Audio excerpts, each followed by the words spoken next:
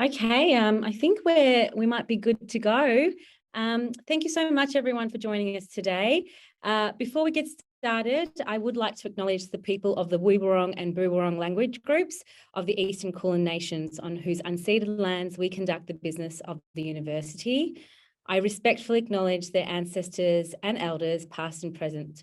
I would also like to acknowledge the traditional custodians and their ancestors of the lands and waters across Australia where we conduct our business. Once again, welcome. I'm super excited to be hosting this amazing panel that we have for you today. Look, we all know AI is making waves across all industries and sectors, and just 2 months after its launch, ChatGPT has clocked 100 million active users, and many of them hailing it as the next generation of search. And for us marketers, we're both excited and potentially a little bit nervous on what this actually means for us. I have a list of questions here that I would love to run our panels through, and we will be taking questions throughout the session. So please post them in the Zoom chat and make sure that you post it to everyone, and we'll try and get to them if time permits. We'll also have some polls throughout the session today. We would love your participation through them, so please jump in and get involved. I'm going to hand it over to our panelists who are going to introduce themselves. And I have a bit of a fun question for you all, and that is, what is the last question that you asked ChatGPT? And I might start with you, Matt. Yeah, sure. Hi, everybody. Nice to meet you. My name's Matt. I'm one of our senior CX strategists here at Merkle, based in Melbourne, although my background doesn't reflect that right now. For me, the last thing that I asked ChatGPT was to plan me a trip to Japan. We're going away later in the year, and I haven't planned an overseas holiday for a very long time, so I thought I'd get a robot to do it. Fantastic. And I might go to Manuela. Hello, very nice to meet you. Thank you for having me here. So my name is Manuela Franceschini. I'm Adobe's pedagogical evangelist. I'm an academic myself. So before joining Adobe, I was teaching at Bond University, journalism and international relations subjects. And for 15 years, I've been a foreign correspondent and a multimedia storyteller for Latin America's largest TV station.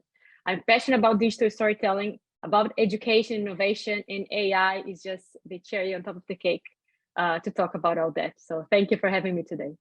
And the last question I asked ChatGPT was actually how to be a great panelist in a panel about AI. I just wanted to see what are the tips, and there are some good ones, such as stay engaged, listen when people are talking, connect your experiences, which I really like because it's very valuable one, digital storytelling again. So that was it. Thank you, Smita. Thanks, Manuel. And I head over to you, Max. Hey everyone, my name is Max. I work at Concentrix Catalyst as a senior tech lead. I mainly work in the space of mobile apps for enterprise, government, Fortune 500s, etc. Been in the industry for about 15 years, so I guess you could sum it all up as I'm a massive nerd. So I'll get on to my last ChatGPT question. I actually copy-pasted the prompts that leaked from Snapchat, their My AI feature, and asked it, yo, what's up, to see how that feature would actually work. So that's an interesting use case, Max. I don't think I've heard that. Awesome. Look, guys, we might jump into it. Like I said, I've got some really great questions for you. One for all of you to kick off. Obviously, it's no secret that the use of AI is making waves across all industries. Have you tested ChatGPT in your current roles? And I might start with you, Manuela. I have, because I think I work in education, higher education, and I need to understand how the sector is responding to that. So I've been playing a little bit, simulating, can you write me a lesson plan? Can you write me rubrics for this specific assessment with these exact learning outcomes? Just to see what comes out of it. But I need to say that I'm a person who loves writing. I'm a journalist. So why would I just be deprived of that moment that I love so much? I'm not a person who has problems to write. Even emails, I enjoy that. But I completely see the value of people who prefer to start not from a blank canvas, but something just to give an insight. And I know that a lot of co-workers of mine have been using that to write emails or invite templates and so on. So yeah, a lot of applicabilities. How about you, Matt? Yeah, definitely. Couldn't wait to get my hands on it. We talk about it all the time on our team's chat. I think one really cool example I saw a little while ago, one of our senior designers, Chris, he showed me quite a cool use case where he just wanted to create sort of like a lo-fi prototype to be able to test a concept. And he just went straight into ChatGPT, asked it to produce the HTML, the CSS, the JS, and then to plug it into CodePen. And so at about a couple of minutes, he had a fully functioning prototype that we're able to test. So things like that is really cool as well. And even just more broadly, like Dentsu and Merkle is starting to invest in more AI products for our clients. I know Cara, our media line of business, has recently inked a deal with Mutinex to do MMM and econometrics as part of their offering. So aside from just ChatGPT, AI is definitely starting to become a real offering and something that we use day to day here. Max? Yeah, absolutely. I use it every day. There's a running joke with my team where I can't go 5 minutes without bringing up ChatGPT in a meeting. It's really been incorporated into my day-to-day. So as a technical leader, my day-to-day requires me a lot to be a doer as well. So in that sense, I can work much faster. So like with coding and architecture and stuff like that. So ChatGPT gives me, much as Matt was saying, that kind of boilerplate code and content, and it gets you like 80 to 90% of the way there. So yeah, I've become much less about like slogging it out, writing lines and lines of code, and more about asking ChatGPT in the right way for the given situation. Yeah. On the topic of copywriting, I've helped our team to basically generate the right copy for certain projects, like internally, like documentation and feature requirement specs, and also like external, so copy for apps and things. And particular example that I got pretty excited about was an app that we're building where we have a dynamic insight system that gives the user insights based on some data. And we have over 100 of these insight calculations, and each one has a specific piece of text that describes it and offers some advice. And sitting down and writing all those one at a time, ChatGPT did it all in like 10 minutes. Obviously, we need to proofread and check, but it got most of the grunt work done. So yeah, I'm very excited about using ChatGPT all the time. Yeah, so lots of different use cases, obviously, from coding to kind of conceptualizing. Matt, one for you. What do you think are some of the powerful use cases for AI in marketing right now as a whole? Yeah, it's a great question. And I think probably an important distinction as well between talking about AI as one thing and ChatGPT as another. When I asked ChatGPT what it was, it told me it's a large-scale deep neural network. Love that lingo. Essentially, it's just like a human brain, right? It's trained on trillions of words to ultimately predict the next best word based on whatever input we give it, which is really powerful when you think about it. Like I think Max's example of documentation is already a great one, and another one that we have started to, I guess, test or explore is, imagine you're producing something. You're saying like a new concept or a new product, and you are doing a ton of research. You might be doing countless interviews. You might be doing a lot of focus groups. You might also be running a lot of quant data or quant research to go alongside with that. ChatGPT, I think, is great in that case, particularly if you're like paying for GPT-4, and you can actually get it to ingest all of your information and synthesize it and get insights from it a lot quicker than a human might be able to do. I think there's tools sort of that exist already, like Dovetail is one that we use to help get transcripts. But to be able to use something that can process all of this written information in like a really rapid amount of time is insanely valuable. And we've kind of already touched on it, talking about this like boilerplate approach, and that it can get you a lot of the way, and then it's the human expertise to do the rest. I think in like a research area, if you're trying to test something or learn something, that's a really powerful use case. And that's just the GPT element. Like if you also, on the other hand, maybe I think creative industries is something that people have talked a lot about, and they're like, uh-oh, what's happening here? Because there's all the text to image tools as well. So Midjourney's DALL-E was around ages ago. Stable Diffusion, like same concept, put in some text, get an image back. Again, kind of scary if you're creative and you think maybe robots would never come for your job. But I think quite powerful again to help us speed things up. Whether that's like, again, creating really rough prototypes just based on imagery you can get from these tools, or even like producing scamps for documents and things.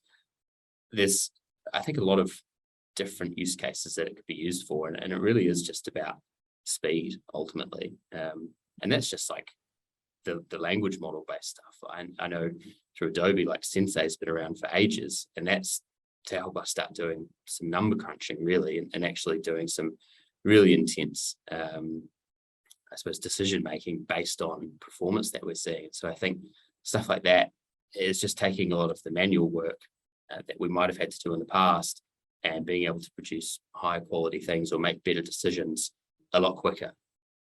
Yeah. Maybe And you worth, touched on it.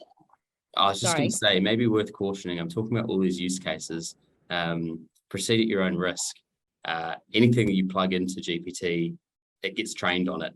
There was an article not long ago, Samsung employees put a lot of their code into GPT to help it optimize what they were doing, and now that's in the public domain. They were putting like recordings of meetings into it as well to get it to transcribe it and make documents for them. It's in the public domain, so just it can do cool stuff, but maybe I know we'll talk about it later. Be cautious. Yeah, I mean, that's a great segue to one of the questions I had. One for you, maybe, Max, around the risks associated with ChatGPT and the accuracy of the content that it kind of provides you. And going back to your point, Matt, around the personal data and the privacy and the copyright concerns, would love your thoughts on that. Yeah, there's so much here, unfortunately, with the risks of ChatGPT. So yeah, on copyright, like, it will just reproduce text verbatim that you aren't legally allowed to copy and use. So, I mean, you can try this out for yourself. You can just ask for the first paragraph of a famous book, and it'll give it to you, like first paragraph of Harry Potter, for example. And there's no way for you to know if the text contains copyright or not, unless you check it after the fact. So you've got to be really careful. Maybe use like a plagiarism checker tool or something after, if you're using it for copy. But yeah, but the other thing that's really tricky is that you can't actually trust the accuracy of the content. So yeah, what Matt was saying before, it's like a giant, what's known as like a lossy model. So it has lossy, meaning like it has enough in there to be able to represent the text in a way that makes ChatGPT work, but it drops a lot of the detail. So there was a famous article about what is ChatGPT, and it compared it to like a big, massive JPEG of the internet. It's enough to kind of see it, but a lot of the details lost. So yeah, basically you have no way of knowing what's been lost in the response, and it doesn't have any like confidence level either. So it can say things that sound really really confident, and where as people we tend to trust confidence because it usually signals something, but when it's coming from a model, it doesn't really signal much. It just means it can use the right words. So yeah, you got to be very careful about that. So yeah, there's other risks as well. I don't know if we want to dwell on the topic, but no, look, I think, I mean, it's good to be aware of, I guess, the accuracy is a really big one, especially if you are kind of using it to develop content that is meant to be trustworthy and accurate, and the privacy piece that you've touched on there as well. We might launch our first poll for the group, if I can. Great. So a question for the audience: what do you think the most valuable feature of ChatGPT is for marketing purposes, copywriting, automation, data analysis, and generating creative ideas, or you currently don't think it's valuable? So please go ahead and vote for that. I might ask Manuela in terms of, looking at these areas that we're looking at. Can AI replace the marketing function in part or in whole? I mean, are jobs for marketers and our skills at risk? I think that's a fair question. And I think people probably asked that when calculators were created or when computers were created. And it is true that to some extent, technology changes industries, changes jobs, and changes how we see our profession. It might happen to some extent, but I think at the same time, it might create new opportunities at the same time that some are replaced. So my advice in this moment wouldn't be to be afraid of that, but more about focusing on the role that your personal journey and your creativity feel on that and play on that. If everyone has an answer, it is not about the answer anymore. It is about how you get to the answer and what do you do from the answer that you have. You need to transform that into something meaningful, personal, and creative. And I think it goes hand in hand with Matt and Max mentioned. It is what the fourth industrial revolution promised us, isn't it? Like technology for the sake of a better life, for making us have more time and have a better and more productive life. So I think when it's used to save time for efficiency, as Matt mentioned, but also with ethics, and that's a very, very important aspect of it, but knowing how to ask the right questions. And that's what I think Matt touched. Do you know how to ask the right questions? That's when you get the best answer from it. And then what do you do with it? Because just having that knowledge, it's not the point anymore. Everyone can have access to that. It's about the journey and it's about what you do with it, what you produce with it. Focus on yourself, on what you bring as a personal aspect to what everyone knows.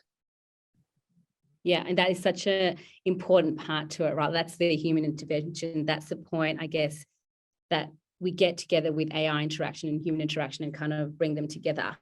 Actually, Max, I might ask you this one. What do you think is that ideal state between kind of human interaction and our AI interaction, and how far away are we from like that general intelligence?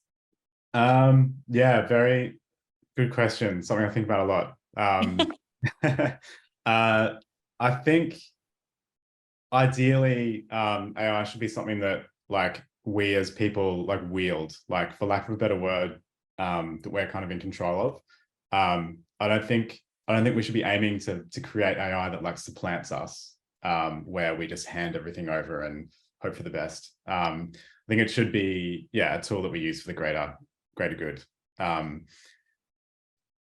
In terms of general intelligence, though, I actually think that AGI will elude us for a long time because look, we have like a long history of thinking we've achieved something that mimics reality, and then we sort of realize a few months later that it's not quite as good as we thought.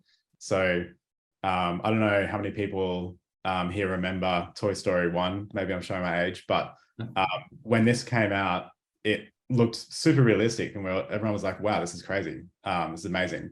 But you watch it again today, and it's about as realistic as like GTA 4. So I think we're going to think we've got AGI, and then we'll realize it's like a flat two-dimensional version of it, and then we'll do it again and again. And yeah, you can kind of like see the process happening as well already with ChatGPT. So when it first came out, everyone was talking about how like, is this more than just a language model? Is it alive? Is it this? Is it that?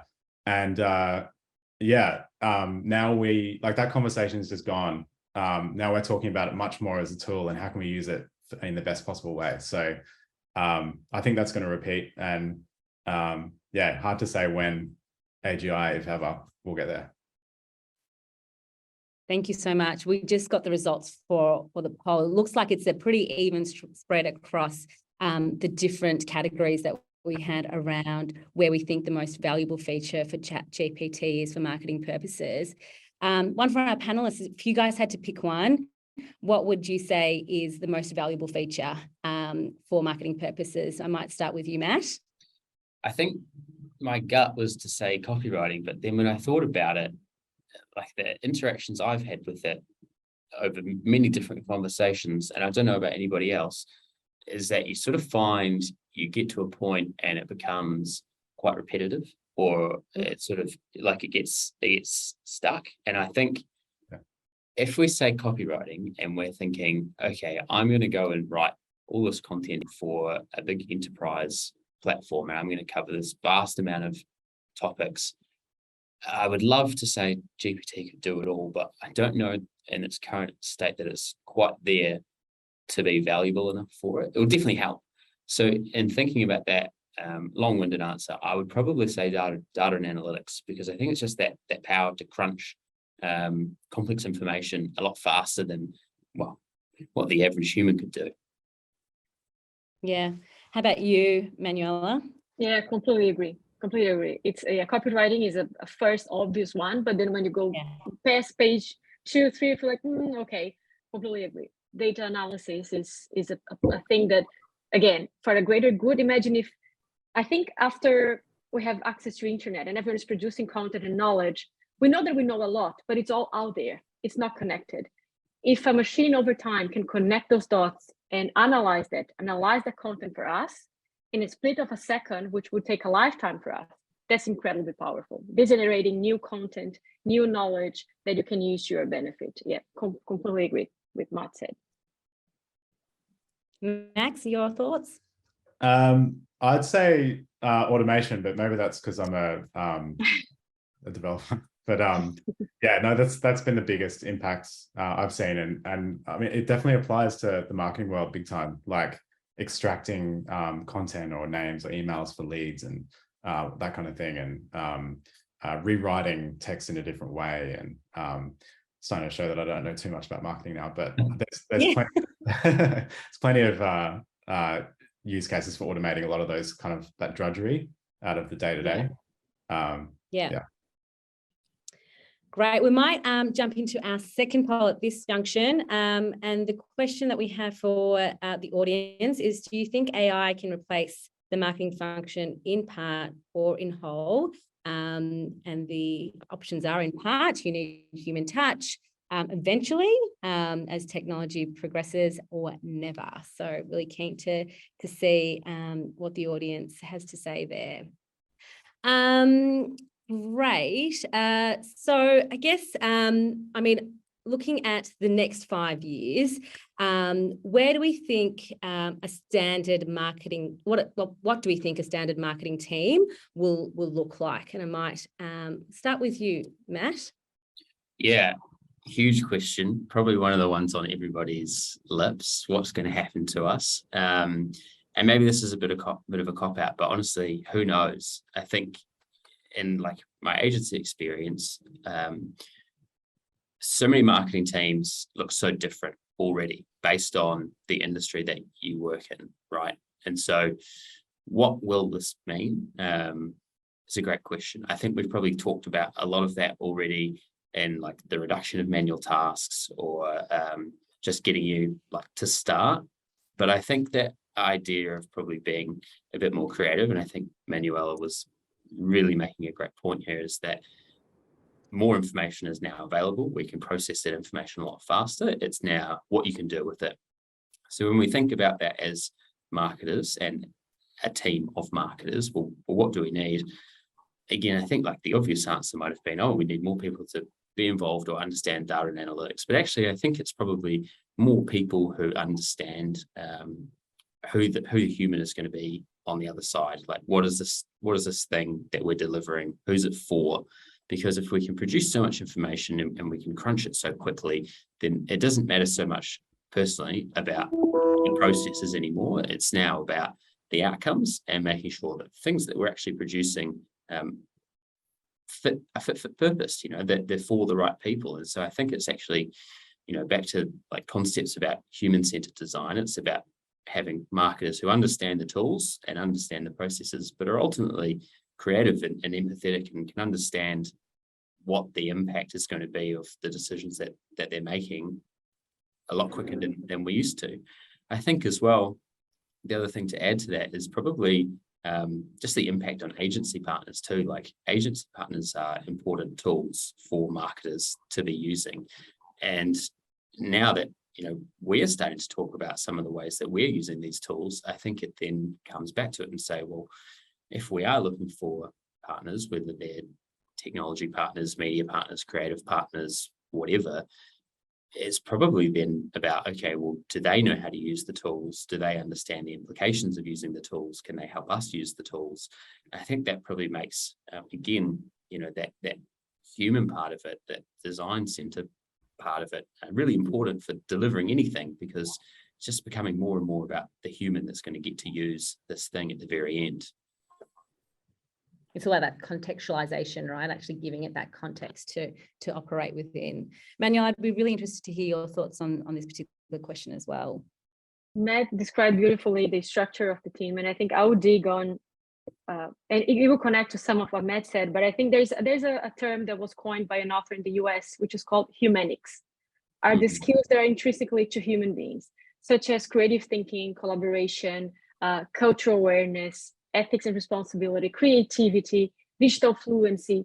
Those are the skills that are in high and growing demand more than ever. So I would say that in 5-year time, a marketing team should be a team that has people who have highly developed humanics skills and people who are able to adapt to new technologies. Now we're talking about ChatGPT. Adobe announced Firefly is still in beta mode, but more to come. And big companies, small companies, the big techs, the small ones, it's part of our lives. Can we catch up with it? Are you able to have a positive attitude towards a new technology, towards a new digital tool? Those are the people who will be successful, no matter the field, no matter the area. But if you're talking about marketing, and Matt was precise on that, understanding human behavior, you need to be a person who is aware of it. You are aware of human behavior around you, people around you, and about yourselves. And can you tell a story? Can you connect those dots and tell a story? Can you understand the role that you play on that and the others play on that? When you tell a story, and I can tell that as someone who told stories for a long time, there is no way that you not become more empathetic every time you do that. You need to look around, you need to reflect about yourself, you need to reflect about the use of technologies. So that's what will connect people.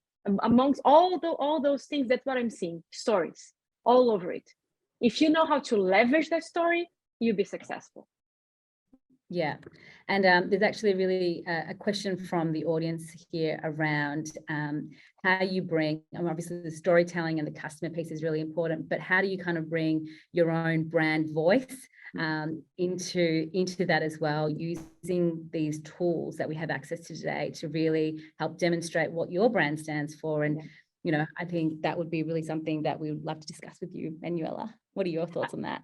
I think there's no space for generic things anymore. The bolder and the more specific and personal, the better. And it's not about just one story fitting all. It's not about ignoring the nuances of your brand or yourself. It's throwing light to that. The more original and personal, the better for everyone involved. Because the automation already creates in ourselves this sense of we blend, right? Like, where are we in the middle of all these if everything is so digestible and so easy and so accessible, and like, where are the nuances? And that's the strength. So if it is a brand or a person, I would say go bold. What do you bring as a personal thing, as a personal story, as a personal element? That's very, very powerful. Yeah, amazing. I think we've got the results for our second poll team.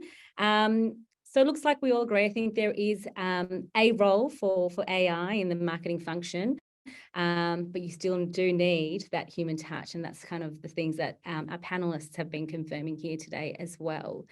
There was another question from the audience, which is around the data analysis piece that you were talking about, Matt, around, how are you actually using it? Can you give an example of how you might have used it for data analysis? I personally can't. I know our, and there's, I guess, a couple of parts to that. First is that we're not putting client data into that tool. So I'm not taking anyone's GA data and plugging that into something. But again, like, we do a lot of work with Adobe, and I think Sensei is something I mentioned before. I think that's just a nice example of an AI tool being used for like personalization or decision making to actually change an experience. I think that's a really good example of data and analytics being used through AI in this way. How about you, Manuel? Any thoughts on, I mean, you were quite looking at data analysis as being a key area that we could use this tool on. Any tips or tricks on how our audience might be able to start that conversation or leverage ChatGPT for it? Yeah, I think it is a big one. And I think it's about the vast content out there. And it's what everyone is, our brains immediately try to make sense of that. Like, how can we transform that into a story? What does the data tell us? So I think Matt pointed a very important thing, which is the ethics behind it as well, when you're analyzing data. And that's something that we want to know from the industries that we are working with AI, how deeply they are committed to transparency and ethics. I think that's very key, knowing who you're in, which tools you're engaging with, from where they come, and what are their ethics standards. Someone posted in the chat something like technology developed faster than human ethics. And it is very interesting. I was seeing a documentary with the former president of Uruguay, Jose Mujica. He's a very interesting personality, and he has incredible ideas. And he was mentioning exactly that, like how AI made us realize like how technology evolves so much faster than we have the chance to stop and do what we are doing now, which is reflect and talk about the evolving of technology, to really calibrate our ethics and discuss. There's no other way to get around that but talking about it. Let's talk and discuss, and let's decide as a society what is acceptable, what is not acceptable. We don't have the time, and unfortunately we don't stop, and we don't do that in the same pace that technology evolves. But now is a good call to do that. Before anything, I would say that being very alert to ethics and transparency would be number one when it comes to data analysis as well. Maybe on this as well, if you did want to use it, you can just like drop data into GPT, ask it to do something with it. Like you're able to reformat things within it, ask it to create tables, whatever. If that's something you wanted to do, to be able to get it to, I don't know, find insights or surmise things, just give it the information and ask it. And it remembers conversations, right? So if you have a data set that you drop in there and you start to go through it, it should learn as you go. But again, just back to that whole privacy and black box of information. Yeah. Max, one for you. What task would you trust ChatGPT to complete without any human intervention? Oh, what would you? I don't think I trust it to do anything yet. Human intervention, to be honest. There's always got to be someone at the other end of it. But kind of a little bit of a segue from that. ChatGPT itself, yes, it will, whatever you put into it, it'll train itself from through how OpenAI works and how they iterate on their models. But Microsoft actually, through their partnership with OpenAI, offer the models to be used without giving that information back to anyone. So anyone with concerns around that, you can actually go through Microsoft through their Azure cloud and get access to the models. That's something that we've been setting up here as well. So if you're concerned about that kind of thing, there are ways you can get around that and trust ChatGPT to do more for you, especially with data sets that might be a bit more, might need to be, a bit more private. If you're working with data a lot as well, the larger model of GPT-4, the 32K model, that's the one that's got like 8 times larger context window. You can paste a lot more data in there and do a lot more with it. So just be cognizant of, if you're using ChatGPT, that window is actually can be quite small. And as you progress with your conversation, it does tend to forget the earlier things. So there's some good little techniques to you can kind of ask it to summarize the conversation so far, to kind of give it a bit of memory as you're going along the way, or start off new prompts that kind of branch off what you're doing at the current moment. Yeah, and we've spoken a lot about ChatGPT, the specific tool. What other AI tools, I guess, are out there that you guys would recommend for marketers?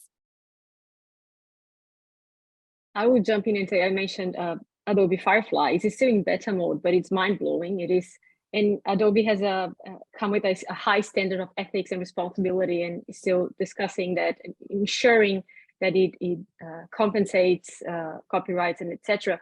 So it is pretty much made with Adobe stock images. So you very straightforward. You put a text or anything and it reproduces visually what you want to describe, which is exactly what we're talking about, making something meaningful out of a knowledge, out of something that exists. So how do you create something so unique? And I think it's fantastic, mind-blowing, the idea of that you can really visualize that, like in such a personal level, what you want people to see it. It's about communicating something in a multiple ways, not just through text, but can you do that visually through like infographics or an image, just an image, how powerful it can be. And in education, we are seeing that, like assessments changing, the way teachers are revisiting the way they are delivering classes and so on, the way students are being assessed. But I'll go back. Adobe Firefly, I would say that it is still in beta mode, but it's incredibly powerful for marketing industry, absolutely. Amazing. Matt?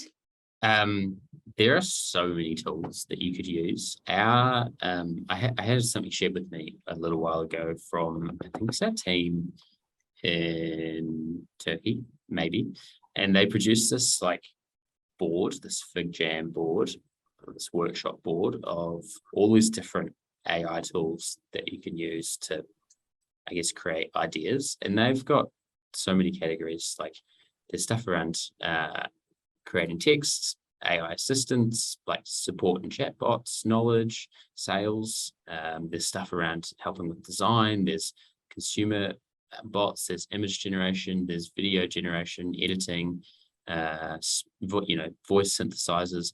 There's a ton of things out there that you can use. I think if I had to say, like, what's the most useful, what's something that people should be using, we have been doing some stuff around like producing content or like doing production work or like case studies and things. I think that's a really nice example of where a lot of these different tools can be used to speed up that process, right? Whether it's like, can we create the start of a script using a text bot? Can we then like edit a video or produce a quick video using one of these bots as well? Can we also then produce like a voiceover as well using one of these things, and actually just condense the whole process and do it a lot quicker to a pretty good degree of fidelity. So probably hard to pick just one thing to have a look at, because again, like this, we're in such a hype cycle at the moment. So many people are trying to build things all the time and like, be the first ones to break new ground. But I think it just takes a bit of exploration, and there's just a number of different ways you can actually explore and use different AI tools. Yeah. Max, what are your thoughts? Very, very similar to Matt. Yeah, there's so much out there. It feels like every day there's another mind-blowing tool that gets released that's using AI. So I guess my advice would be to really keep yourself open to what tools are out there. Keep your finger on the pulse, because if you're not using them, other people will be. And yeah, there's a lot of edge there to be had. Similar, just kind of along that train. I think one area that AI is moving into is incorporating a system around ChatGPT where it's like a series of prompts, or maybe using different models all together in a larger, more intelligent system. So getting your technology side excited about this kind of thing, and showing them what other people are doing and what you would like to do. Yeah, really kind of like push them into it, because there's a lot to be had at the moment, I think, in this space, and it's moving super fast. Yeah. I might take one more question from the audience. There's one here around, we've obviously spoken about the different ways or different functions ChatGPT can help from a marketing point of view. But there's a question here around if you believe that ChatGPT can be used for making strategic marketing decisions. So things like choosing the right target audience, or defining the positioning, or even setting some of the objectives for campaigns. Matt and Manuela, what are your thoughts on kind of being able to leverage that technology to do that? Yeah, I want to say yes, but I think that probably goes against maybe the core of what we've been talking about already, right? Where we can use these tools. Actually, let's like step back, right? It's like it's been trained. If you're using GPT-3, for example, like it's only information up to I think 2021. So it's not like present day information. It's still trained on a lot of information, but it's not present day information. And so we could, and again, it's just trained to predict like the next best word. It's just, and it talks about it in a human way, which is great. I would definitely give it a go and provide it with like the information that you have, if you're willing to, or if you're, to Max's point, willing to pay for a private version. If you can give it the information, it might be able to give you something. But I think, again, the whole thing is that it's going to come back to human expertise and I think like critical thinking to be able to assess whether or not that's accurate. Because that whole accuracy thing, there's a good video I saw not long ago, Marcus Brownlee on YouTube, just like comparing Google and Bing and GPT on how good or how accurate they could be with different answers. And it's kind of funny, like if you're an expert, you can spot like the little things that aren't quite right with something, but if you're not, then it's really easy to just believe it. So I think when we're talking about like segmentation, targeting, positioning, setting objectives, you can provide it some context and it'll probably give you like a pretty good answer. And you could probably take that to then your own expertise and make a decision. But I would definitely not just take it at face value. Yeah, I agree, Matt. I think you can use that as a starting point. You can use that to confirm, double check what you come with, but you in the role of a curator, not as just a passive recipient of whatever it tells you back, but it can certainly help, absolutely, to confront your vision, to have a different opinion, to double check, or to really start something from there, right? To just as a base, as a standpoint. Amazing. Well, we've got 3 minutes left. And I guess my final question to you all, which is the title of this webinar, is ChatGPT the future of marketing? And are we scared? Are we excited? What are your thoughts? And I might hand over to you, Manuela, to kick us off. I wouldn't reduce to ChatGPT or to marketing. I would say that AI is the future of humanity.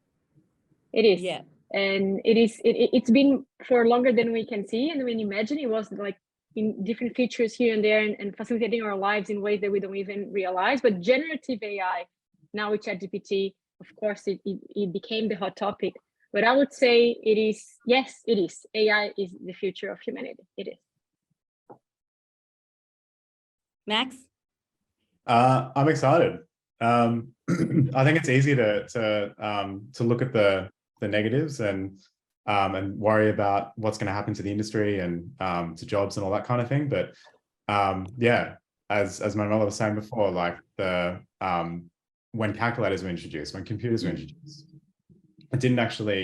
it changed things. But I mean, we've got record low unemployment in Australia at the moment, and yeah, but people's job roles just change a little bit and things get more efficient and all of that. So I'm quite excited. And I just think as well, it's also easy to forget that most people are good people. Overwhelming majority of people are good and want the best things for everyone. So in terms of some of the risks of AI and how things could go, I think we'll always be pushing in the right direction. So yeah, very bullish on AI at the moment. Matt? Yeah, I don't think I could be working in a technology business if I wasn't excited about this thing. It's very cool. As a practitioner, it's very cool, like what could be going on. As a consumer, maybe I'm a little bit more skeptical, but maybe that's only because I also know that, the back end. Yeah, a lot of potential. One of the things I was reading just last night from this AI scientist at Microsoft, and they were basically saying like, this is a tool, it's not a creature, right? We should treat it as a tool, not as this just thing that exists and we can't control it. So that's one part, but then the other part was just around, well, it probably shouldn't be a black box. We've talked about, we don't really know what's inside of it. If we could know what's inside of it, if it wasn't just a black box and people could like get credited for, their work being trained to produce stuff, then maybe it becomes this incredible way to get people to be more creative and be rewarded for doing that. So I think we're at like a real kind of scary impasse where how we use this thing could go one of two ways. And I'm on Team Humans. I think we will do the right thing, but maybe I'm just an optimist. But short version, yeah, I'm keen. I'm excited. Fantastic. Well, our panel's super excited about what the future of AI can do in marketing. And I want to say a big thank you to you all for your amazing contribution and insights today. It's been a really amazing discussion. And a big thank you to the audience for some of the great questions that they've sent our way today as well. So thanks, everyone. Thanks for taking the time. And I guess we'll catch you next time. Thanks very much. Thank you very much. Thank you. Bye-bye.